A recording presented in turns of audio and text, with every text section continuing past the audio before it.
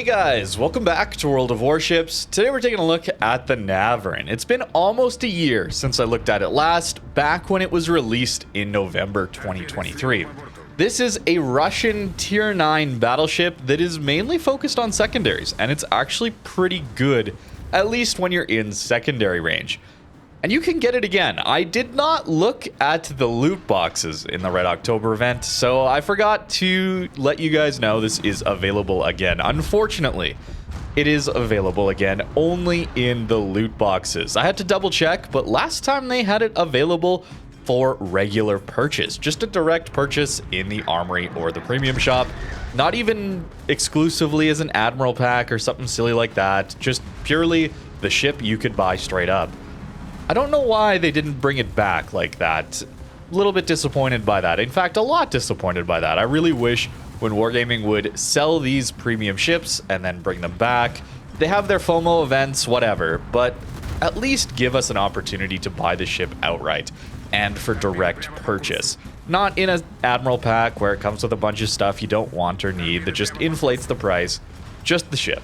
That's what I would like to see personally, and I will continue to complain and bring this up anytime I see monetization practices that I don't think are necessary and are just strictly worse for the player experience.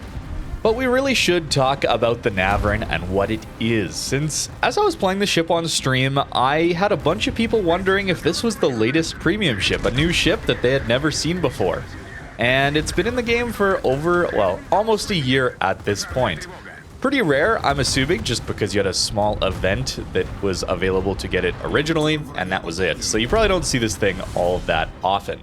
So with this thing, you have a tier 9 Russian battleship with secondary DPM rivaling Schlieffen.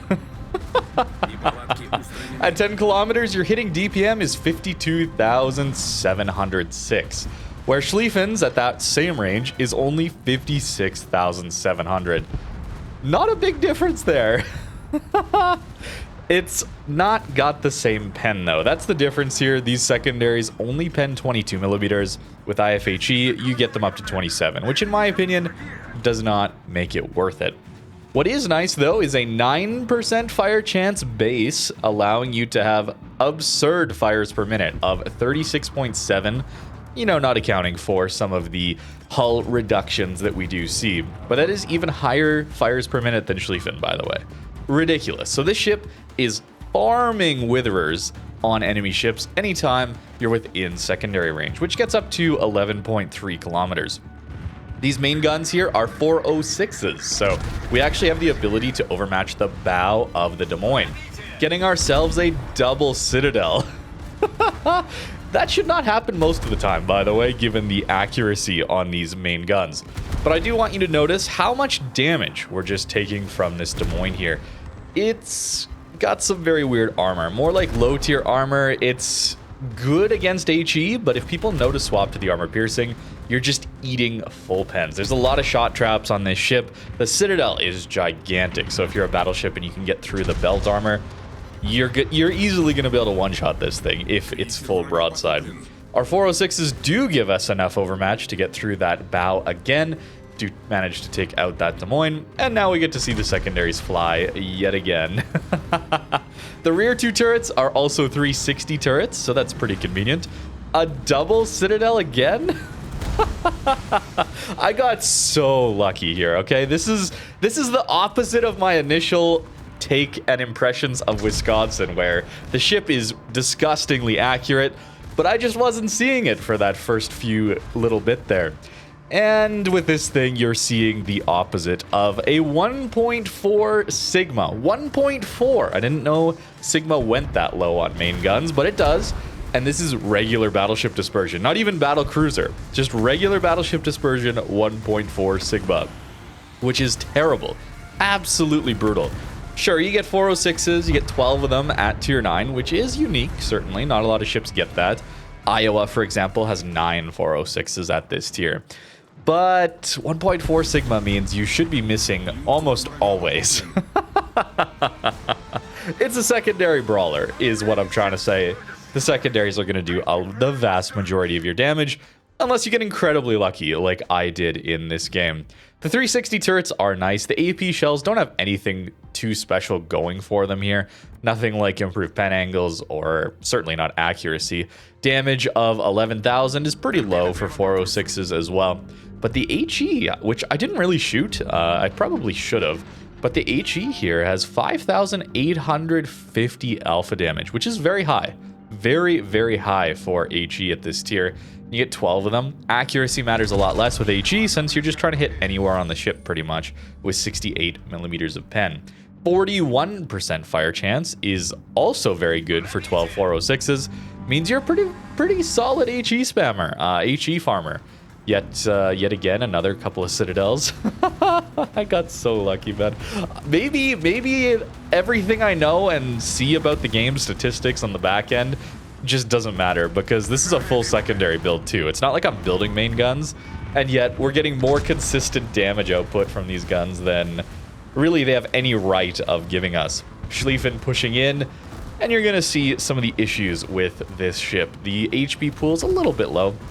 We're going to eat some fires, but we do have these nice Russian fast-acting damage controls. They're limited, but they come back quicker, so we can put out the fires. No special heals here, and you actually only get 3 heals base, so taking Superintendent, super-duper necessary. Schlieffen is going to torp us. I'm hoping to get a shot off on his Citadel at least, and hope we get some.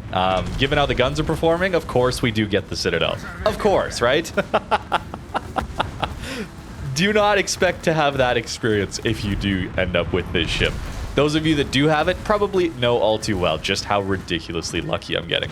We're gonna eat the torp. Our torp protection is terrible. We're gonna need another big salvo from the Schlieffen. Marseille is gonna do like 15k to us and take out our turret there.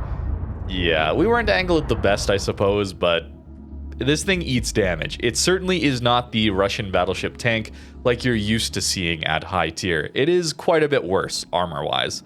But you get these secondaries, which are an absolute blast and stupid fun. I should mention, though, the secondary firing angles are pretty bad. In order to get all of the DPM on the side, you got to give 55 degrees of broadside, as we'll see, is very, very vulnerable to eating citadels. And kiting, it's 58 degrees. Although you still get it at 30, 31 degrees, you still get like 80% of the DPM. So it's not too bad, I suppose, given that the DPM is so high already. As for those main guns, you got to give 30 degrees of broadside forward and 37 degrees of broadside backwards to shoot all of your guns. So definitely a little bit better pushing into people, I would say. That's really what you want to do as well because of these 360-degree turrets. It allows you to play multiple different flanks very easily. If I take a more central position here, like I am in this match, we're going to get some decent shots on this Schlieffen, but hey, if somebody pops up on the other side of our ship, the 360 turrets mean we're able to get our guns over there relatively quickly. Really lucky salvo into the Schlieffen again, no citadels, but at that range, to hit that many full pens is... It's a lot, man. I don't know what was going on. We were getting quite good RNG when it came to playing this ship. But I think that's about it on the unique elements of this thing. I suppose it does have decent AA. Surprisingly decent AA for a tier 9 battleship that has secondaries as its main gimmick. Some of the secondaries also double as AA mounts, so you can shoot down some planes. I don't think it's going to be safe on its own, certainly. I don't think any ship is really like that, but it's not as bad as you would see other Russian battleships have, especially at lower mid tiers. And as you get into high tier, the mainline Russian battleships have pretty bad secondary and AA mount HP. Certainly that was one of the nerfs to Kremlin, where it felt pretty bad. A couple HE salvos and suddenly your AA mounts was down to 50% or below effectiveness, which is terrible. They seem to last a little bit longer here. Although, again, full secondary build means, yeah, we are buffing the HP on these secondary and AA mounts as much as we can. Eat a bunch more full pens from the Castilla. Unfortunate, our shells went a little bit low. But given our salvos this video so far, it's probably deserved that we don't hit them there. As much as I would like to have more consistent damage into broadsides, less damage into angled targets, it's probably fair, given the absurd level of citadels we've been seeing out of this ship, to have a few dud salvos here and there. Ohio and Preussen on the R flank is a little bit scary, but fortunately we do have 32 mil armor. This isn't like a battle cruiser where we're having 27 mil or 25 mil bow or anything like that where we get overmatched by all these battleships. We can effectively angle, and it's a surprisingly small ship as well. It's not terribly large. The superstructure is pretty small. It's really the AP that is going to do a lot of damage to you. The HE, not quite so much. Wisconsin broadside, notoriously difficult to hit citadels on. And of course, the battleship with the worst dispersion, or tied worst dispersion in the game for battleships, gets a double citadel. I'm a little mad about that, actually. I'm a little bit mad. It shouldn't happen, man. It's a secondary build. I'm not even building for these main guns, bro. Maybe I just gotta build everything full secondary, and then RNG will take pity on me. Perhaps that's the way to go about things. Instead of trying to play the most accurate ships, building them to be more accurate, try-harding like that. Maybe the game sees that and does not want to reward me. And then when I'm just messing around with the dumb secondary build on one of the worst dispersion ships in the game, we get some of our best salvos and most consistent salvos. Wisconsin, by the way, has a citadel below water. That's why I'm so frustrated by that, by the way. It's below water. It's part of the game. That's the game. A lot of RNG involved when playing battleships, I suppose, and you're seeing the positive elements of it here. Less consistent, of course, but it can happen that we get this good RNG. Speaking of the HP pool and tankiness here, we've already tanked 1.4 million potential damage, which is a pretty good result in this thing, especially given I've been playing mode shuffle. I should have mentioned that at the start. All these games here are being in mode shuffle. I didn't really want to take it into randoms, knowing how bad the dispersion should be, in theory, and knowing that this ship is mostly a secondary ship. We want to be playing game modes where we're able to push in and brawl and make use of the secondaries. I haven't really been able to do that in these games. It's been mostly main guns as a showcase here, but this is where we want to be playing something like a Navarin. Also, ranked would be pretty solid here. It's nowhere near the levels of Los Andes, I don't think, and probably not Ruprecht either as far as secondary battleships at this tier go. It's going to be worse than those, and I think that's a good thing, especially given the monetization on this ship, how it's only loot boxes this time around. I'm glad that I'm not just recommending it for being a good ship. I can say that it's not as good as some of the tech tree counterparts, and you should probably just grind and play those anyway. We do surprisingly live there, given that we have the overpowered Kuznetsov. We have a heal and a damage control, and enemies have worse dispersion against our ship for a little bit there when we drop down below 10% HP. If you save a heal for that opportunity as well, you can double up on that healing and hopefully survive a little bit longer. Just such a busted commander and flat out overpowered in my opinion. He's ridiculously strong. Way better than any of the other commanders in the game because it's reliably activated on almost any game you're playing, especially when you're getting into trouble. Whereas the other commanders are more like win harder commanders where you're already having a good game and then they buff your ship a little bit more.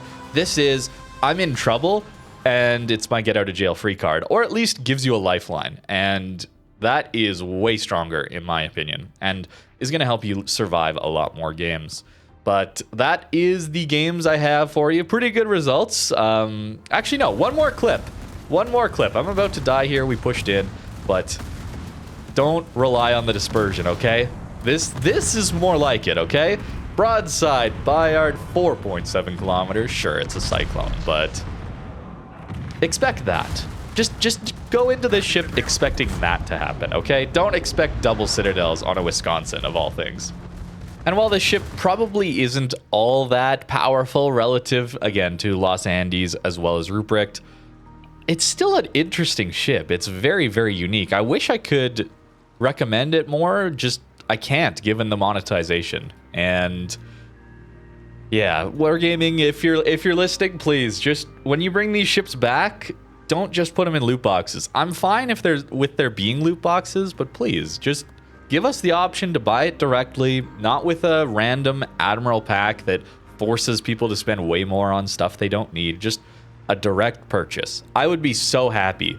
I would be so happy if that happened with every single ship, where it was just available as a direct purchase, That way people can make up their minds. If they have the spending money, the budget to allow for that, they can do it and feel good about it without unknowingly gambling on the ship and on loot boxes. Really not a fan of that. Armor-wise, it looks pretty good, right? We got Icebreaker, okay belt, not amazing, but look at all these little shot traps here, right? Like all these little angles here. Certainly when you're kiting, lots of angles. The superstructure is not big, but again, lots of shot traps here on this thing. So AP is the way against this ship, unless you pen 35 millimeters with HE. If you do that, then the HE is going to do some solid damage into this ship. The Citadel is gigantic, and there's this odd turtleback that only covers the lower portion below water, so it's really not that effective. Basically, you've got a gigantic Citadel anytime you're giving broadside, so be very, very careful. Even if you're not taking those shot traps, well, you can't just go broadside because you will die rather quickly.